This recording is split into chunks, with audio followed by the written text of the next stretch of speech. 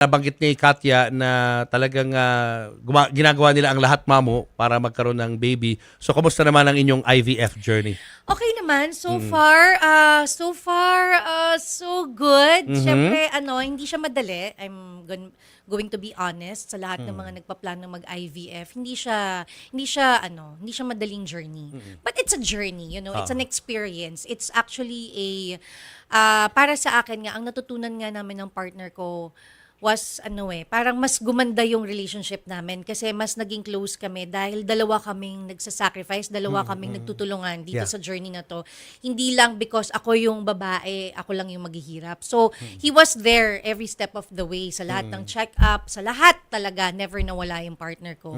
So, kasi sa akin, parang ang isa sa mga pwedeng mangyari sa'yo while doing this, talaga magkakaroon ka ng mga may mga psychological effects siya. Kasi nga, syempre, nag-i-inject ka ng maraming gamot to make your eggs healthier. And then, may effect siya na tapos may insecure ka, taas ng level ng insecurities. Hormones, yes. Affected yung hormones mo. And then, magbabago lahat Tataba ka, papangit, feeling mo, hindi ka maganda. Feeling mo lang. Kasi hindi namin nakikita yun.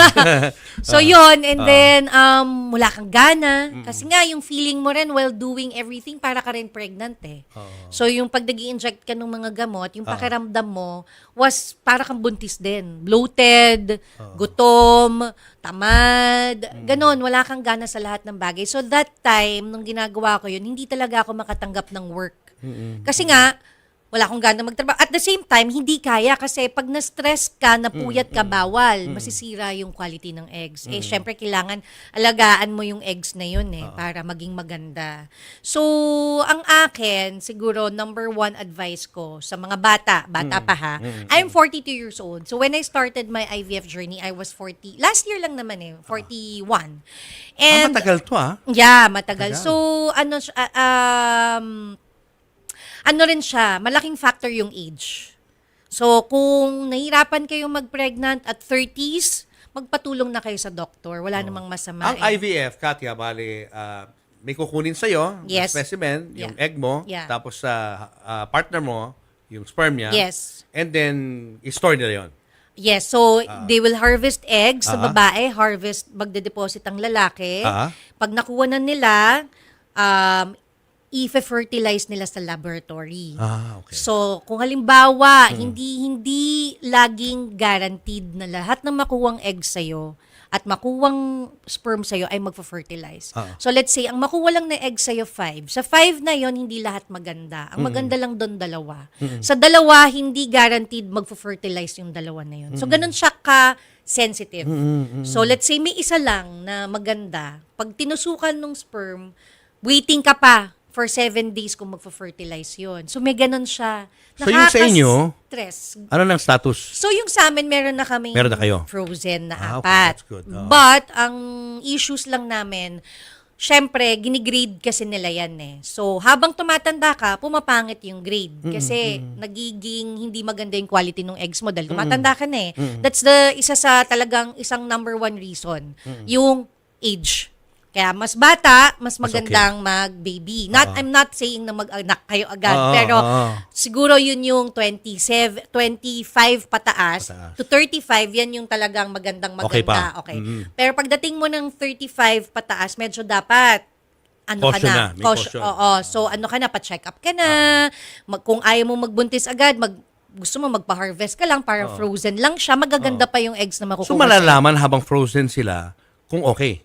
Kung healthy, yung magiging baby. Yes, pag finreeze okay, we're talking about here yung sa akin, frozen embryo na siya. Meaning, buo na siya. Baby na.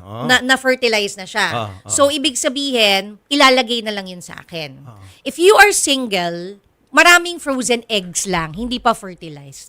So, pwede yon. Kung single ako, ayoko pa mag-asawa, pero gusto ko magka-baby ng mga 40, papa-freeze ko muna yung eggs ko, papa-harvest ako ng maraming eggs, and then, sige, freeze mo muna yan kahit mga 10 years.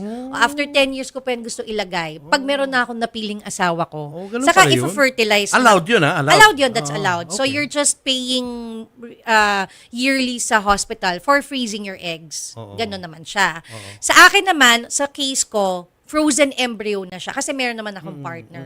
So, pinapa-freeze ko muna kasi marami pa kailangan ko pang maoperahan kasi I have myoma. So may mga ganong issues pa ako kasi nga yun nga yung sinasabi ko pagka yun nga from 35 pataas lumalabas na yung mga ganong problema sa babae. I'm not saying it's normal but it's in a way, talagang nilalabasan yung mga babae ng myoma, mostly sa mga babae, tapos mga endometriosis, and then yung iba PCOS, yun yung mga nagiging problem ng mga babae ngayon eh. So, as early as possible, talagang advice ko is to have your self-check. Kasi ako, from my first daughter, hindi ako nagpapacheck. Parang nagpapacheck lang ako, pero hindi ko inisip na mahihirapan ako. And nag-decide ako magka-baby ulit, 40 na ako. Akala ko wala akong problema kasi wala naman akong nararamdaman. I know I'm healthy. Pero nung nagpa-check up ako, nakita na, oh, you have myoma.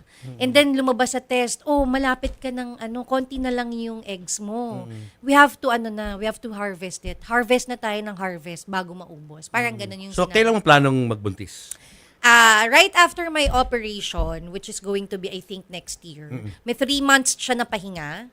And then yung 3 months na pahinga, gagamutin din ako ng ang dami kong issues kasi. So, meron din akong tinatawag na Hashimoto's thyroiditis. Isa rin siyang nakakasagabal sa pagbe-baby because immune system mo naman yon. So, you need an immunologist para gamutin yon. So, yun naman yung katawan mo dahil nakbuo na ng simple explanation, dahil nagbuo na yung katawan ko ng mga sundalo, dahil nagkasakit ako before.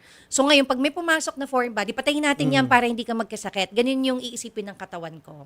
So pag may pumasok na baby, papatayin nila yon. So kailangan masana yung katawan ko for a foreign body. So the only way to do that is salinan ako ng dugo ng partner ko. Complicated. Ang complicated. So if you should decide, no, kung sakaling talagang, kumbaga yung pinaka contingency measure na pwede nyo gawin is surrogate. Pwede nyo siyang ilagay sa ibang pwede. Ibang, Pwede ibang surrogate, babae. yes. Pwede, pero dito sa country natin, bawal.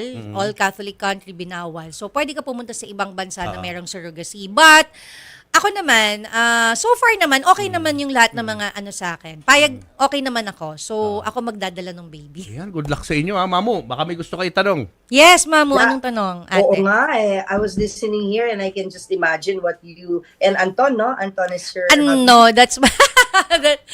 Diba? Okay, paano ba? I-refresh ko.